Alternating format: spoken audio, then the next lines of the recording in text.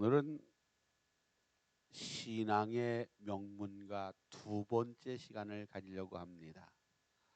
지난주 저는 아브라함과 이삭과 야곱으로 이어지는, 그래서 야곱이 부엘세바를 지날 때에 아버지 이삭이 예배하던 그 거룩한 예배, 화해와 응답의 자리를 기억하여 야곱이 예배함으로 하나님의 응답을 이루었고, 거기서 신앙의 명문가를 이루었다, 이렇게 제가 말씀을 전했습니다.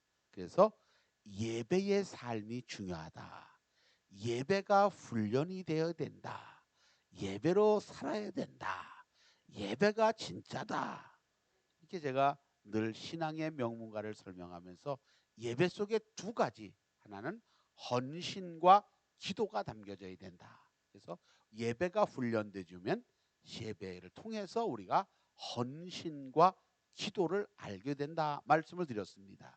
이해가 되셨죠? 그래서 우리는 이번 주간 우리의 자녀들에게 내가 예배하던 자리, 내가 기도하던 자리를 가르쳐주고 이어갈 수 있는 신앙의 명문가가 됐으면 좋겠다고 설교했습니다. 오늘 두 번째 시간에는 세세 가정에 대해서 말씀을 드리려고 합니다. 아담과 하와가 하나님의 축복이었지만, 쫓겨났지만, 그러나 여전히 그 대를 이어서 자녀를 낳을 수 있게 했어요. 그래서 아담과 하와가 낳은 자녀가, 첫째 아들이 가인, 두 번째가 아벨이었어요. 그 가인과 아벨은 너무너무 잘 알죠. 근데 그들이 이 땅에서 농사를 지어 처음 하나님께 예배를 드렸는데, 하나님이 가인의 제사를 받았나? 안 받았나?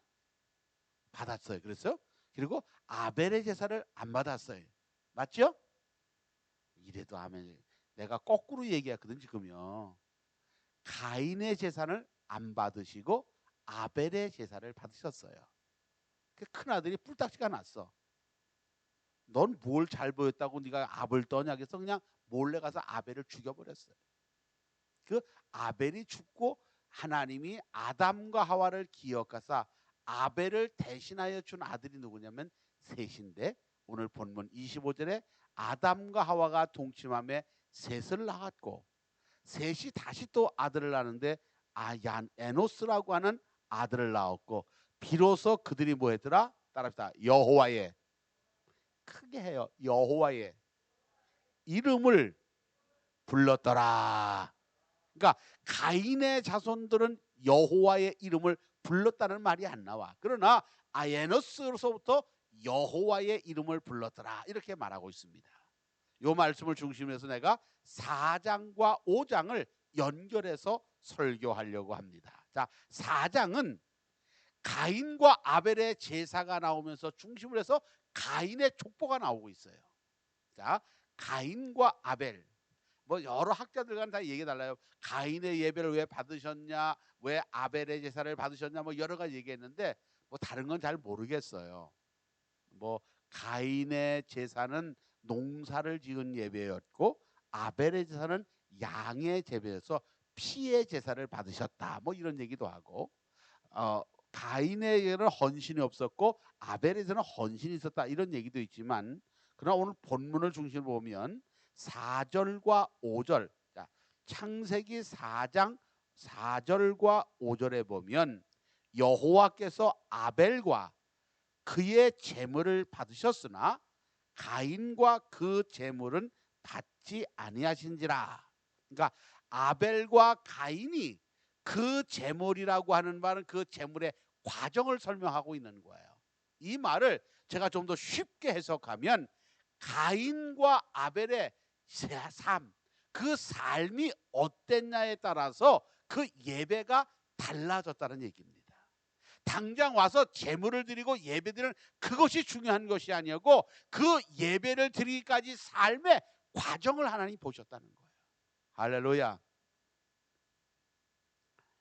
그냥 지나가는 얘기로 들으세요. 어떤 장로님 부인이 장로님 보고 이렇게 얘기하더래. 여보, 우리 집에 가지 말고 교회에서 살까? 그러니까 장로니까 왜? 그랬더니 교회에서는 장로 같은데 집에서는 장로 같지가 않아. 그러니 교회에서 살자 이렇게 얘기하더래요. 그러니까 예배의 장소에 와서 드리는 그 예배가 중요하지만 그 예배가 되어지기까지 과정의 삶을 하나님이 보셨다는 거예요. 요건 아멘 해야 돼요. 내가 지금 여기 예배의 장소에 나와 있는 것도 중요하지만 그 장소의 과정까지의 삶을 하나님이 보셨기에 가인과 아벨의 제사를 하나님이 분별하셨더라는 거예요. 사랑하는 성도 여러분, 신앙의 명문가는 신앙의 가풍을 만드는 거예요. 아멘. 신앙의 가풍을 만드는 거예요. 제가 지난주에 이렇게 얘기했어요. 그래서 우리 집안에 보면 할아버지로부터 아버지로부터 나로 내 아녀까지 4대를 이루어 신앙의 뼈대를 만들어 갔어요. 이거는 저의 긍지와 자긍심이에요. 우리 할아버지가 섬겼던 하나님, 우리 아버지가 섬겼던 하나님, 내가 섬기는 하나님, 우리 아들이 섬기는 하나님, 신앙의 가풍이 이어지는 거예요. 이게 신앙의 명문가랍니다. 사랑하는 성도 여러분, 여러분의 가정이 신앙의 가풍을 만드는 거룩한 기쁨이 있기를 축원합니다. 우리 집은 늘 신앙적인 게 예배의 삶이 가정의 삶이고 분위기가 늘 신앙의 가풍을 만들어요. 종교를 무엇을 가져냐가 중요한 것이 아니라 신앙의 가풍을 만들어가는 거예요. 그래서 예배의 삶이에요. 할렐루야. 예배의 삶이란 말은, 신앙의 삶이란 말은 반듯하고 참된 생활을 말하고 있어요. 어느 목사님이 이런 얘기를 하더라고요. 어느 가정을 신방을 하게 됐대요. 신방하려고 하다 보니까 애가 문 앞에서 놀다가 목사님이 누구야? 그 불렀더니 얘가 뛰어들어가서 그러면서 집에 들어가서 말해서 엄마! 엄마! 그러더래요. 그러더니 목사 왔다! 목사 왔다! 그러더래요. 목사님이 그 이야기를 들으면서 충격을 받으셨대요. 아이들은 어머니의 모습을 배워갑니다. 모습만 닮는 게 아니라 그의 성품도 생활도 닮아갑니다. 부모가 어떻게 생활하고 말하는 언어의 습관을 자녀는 배워가는 거예요. 바꿔라면 그 가정에서 늘 목사님을 부를 때 목사님자를 빼먹고 목사 이렇게 대화했을 거예요. 그러니까 아이가 그게 귀에 익숙하니까 목사님이 오는 걸 보고 들어가면서 목사 왔다 그리고 뛰어 들어가더라는 겁니다. 여러분, 여러분의 가정은 반듯하고 참된 생활을 이루고 계십니까? 아니면 형식적인 모양만 만들어가고 있습니까?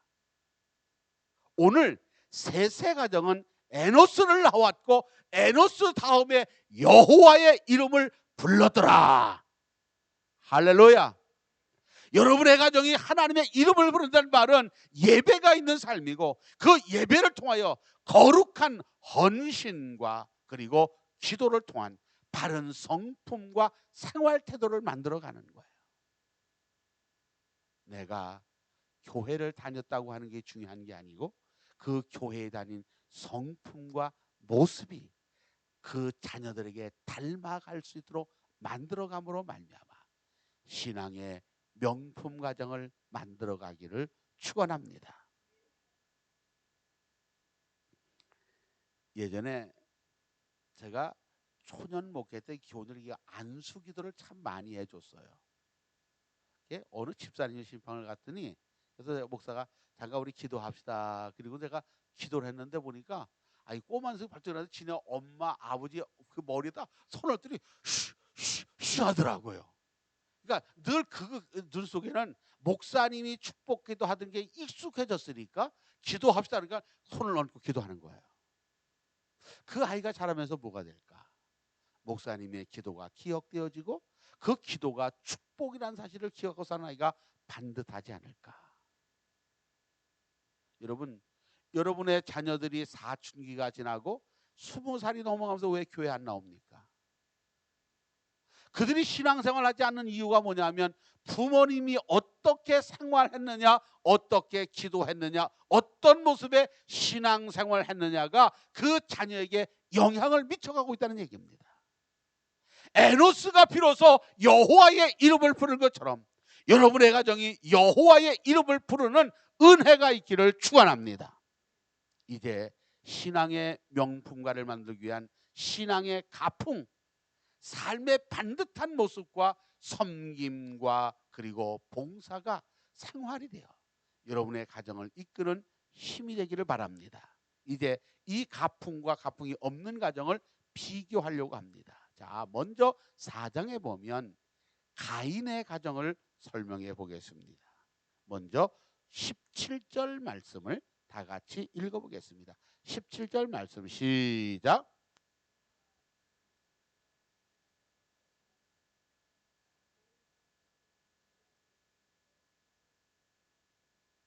자, 가인의 아내와 동침하여 누구를 낳았다? 에녹을 낳았고, 그 에녹을 낳고 그 일에 성을 해서 에녹이라 하였더라. 성을 쌓았더라. 왜 성을 쌓았을까요? 성, 벽을 둘렀다는 거예요. 왜 벽을 둘렀을까? 누군가 침범해 온다는 이야기예요. 이 말은 그들이 정말 세상을 살아가면서 분열과 전쟁이 있었다는 거예요. 가인이 가족을 낳지 못해 낳았어. 자식을 낳았어. 그리고 그 가족을 낳고 대를 이어가. 농사도 지었을 거고 돈도 벌었을 거예요. 그러나 그의 가정에 평화가 없는 거예요. 전쟁과 분열 때문에 성을 쌓는 일을 먼저 했더라. 이렇게 말하고 있습니다. 사랑하는 성도 여러분, 신앙의 명문가는 성을 쌓는 것이 아니라 평화가 있는 가정이 되어야 할 줄로 믿습니다. 두 번째 19절 말씀 읽어보겠습니다. 19절 시작. 라멕이 몇 아내? 하나님이 두 아내를 얻으라고 그랬어요? 한 여자와 한 남자가 살라고 그랬어요? 이 말은 다시 말하면 하나님이 허락한 창조 질서가 깨어지는 일을 만들었어요. 이게 가인의 자손이 만든 거예요. 20절 말씀 또 읽어봐요. 20절 말씀을 다 같이 읽어봐요. 시작. 20절 다 같이 시작.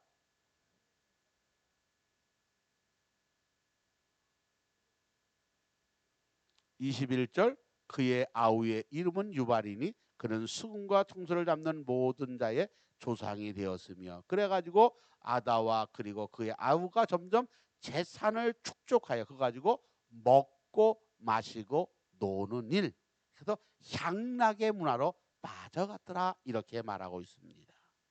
그리고 23절에 보면 두발가인은 가장 날카로운 농기구를 만들었고, 23절에서 라멕이 노래하고 누가 나를 나는 7배나 되갚아겠다는 전쟁을 일으켜가는, 다시 말하면 가인이 낳고를 이어가는데 그 낳은 자녀들이 전부 다 성을 쌓고 향락을 취하고 두 아내를 취하고 칼날을 만드는 보수마다 전쟁을 이루는, 불안과 전쟁과 폭력이 이어지는 그런 삶을 만든 게 가인의 가족이었어요. 바꾸어 말하면 가인의 족보는 점점 분열과 전쟁, 시기와 질투, 살인과 쾌락, 폭력이 난무하는 족보였더라 이렇게 설명하고 있습니다. 여러분, 돈을 많이 벌고 그리고 부자가 된 것이 중요한 것이 아니라 그것이 어떻게 사용되고 삶을 만들어가느냐가 신앙의 명품가를 만드는 가장 기준이 되는 거예요. 반대로 5장에 넘어가면 이제 셋의 자녀들이 그가 에노스를 낳고 여호와의 이름을 불렀더라. 자, 그리고 5장에 그 에노스 뒤에 족보가 나와 있는데 거기는 성을 쌓았다는 얘기가 나올까요? 안 나올까요? 안 나와.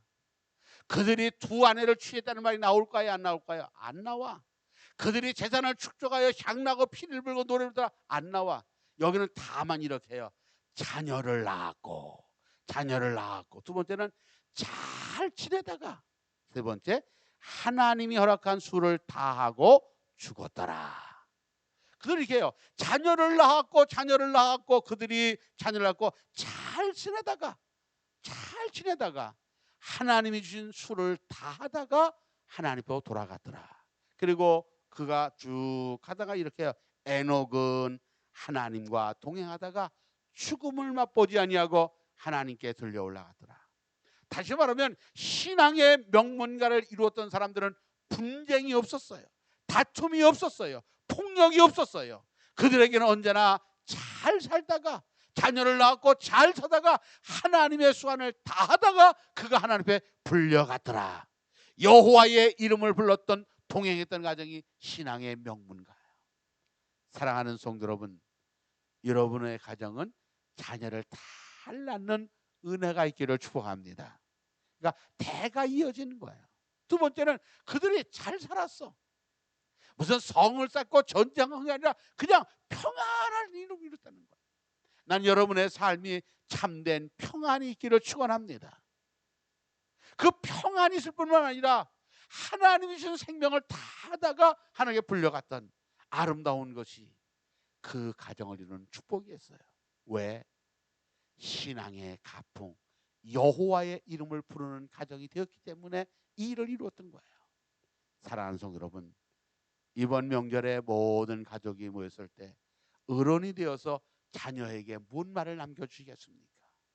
애들도 아유 잘 왔다 고생했다 밥 먹자고 밥 먹고 그저 놀하다가 가라, 그게 아니라 한 번쯤은 우리 가정이 너와 내가 대를 이어가는 신앙의 가풍을 만들자고 하는 말을 전할 수 있는 부모가 되기를 축원합니다. 그래서 내가 지난주에 최소한도 여러분이 예배하는 그 자리를 자녀에게 보여줄 수 있고 기도하는 자리에 앉혀놓고 기도할 수 있는 부모가 되라고 전했습니다. 이번 명절이 그런 하나님의 신앙의 가풍을 만드는 복된 가정이 되기를 축원합니다. 여러분의 삶이 반듯하고 바람으로 말미암아 흐트러지지 아니하고 반듯한 신앙생활이 되어지는 모습을 보여갈 수 있는 축복이 있기를 축원합니다. 제가 목사가 되고 나서 들었던 말 가운데 이런 이야기가 있어요. 제 선배가 저에게 얘기를, 야, 목사는 잠잘 때도 넥타이를 메고 자야 돼. 그 말 뜻을 제가 초년 목회 때 이해를 못했어요. 왜 넥타이를 메고 자랄까? 근데 목회를 하면서 느낀 게 이런 얘기예요. 하루는 제가 잠깐 볼 일이 있어서 그냥 잠깐 볼린다고 어디 서점을 들 일이 있어요. 서점을 들어갔는데 해필 거기서 아는 집사님을 만나게 됐는데 내가 반바지 차림에 쪼리를 실었어. 집사님이 나를 아래로 훑어보는 거야. 내가 그게 별건 나쁜 복장 아니야. 그냥 평상시 입는 다른 복장이잖아요. 근데 그분이 자꾸 아래로 훑어보는 거예요. 내가 막 분명히 옷도리도 입었고 바지도 내가 반바지 한번 입었어요. 그리고 운동화를 아주 구두를 안 신고 조리를 신었어요.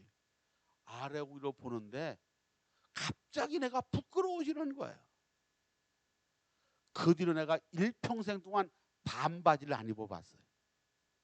지금도 내가 쪼리를 안 신어요. 물론 해변가에 가서야 어떻게 할 수 없을지 모르겠지만 그래도 해변가에서 내가 교인들하고 수련회 갔을 때 한 번도 교인들 보는 앞에서 내가 물에 들어가 본 적이 없어요. 교인들이 볼 때 내가 반바지 입고 해변가를 걸어본 적이 없어요. 수련회 가서 내가 넥타이를 맨 사람이에요. 교인들이 내가 목사님 불편한데 왜? 불편해도 난 목사니까. 난 내 생활이 흐트러지지 아니하도록 만들기를 원했습니다. 나는 우리 성도들이 그렇게 좀 불편해도 그런 삶을 만들어가기를 부탁을 드립니다. 그래서 나처럼 넥타이 매는 얘기가 아니고 흐트러지지 않는 신앙생활. 자녀들이 봤을 때 우리 엄마, 우리 아버지는 반듯한 신앙생활을 했다고 말할 수 있는 부모로 만들어가는 여러분의 삶이 되기를 축원합니다. 우리 엄마 아버지는 언제나 예배가 먼저였고 우리 엄마 아버지는 언제나 반듯한 신앙생활을 하는 분이었다고 해서 아름다운 신앙의 모습을 이어가는 복된 신앙의 명문가가 되기를 축원합니다. 말씀을 정리합니다.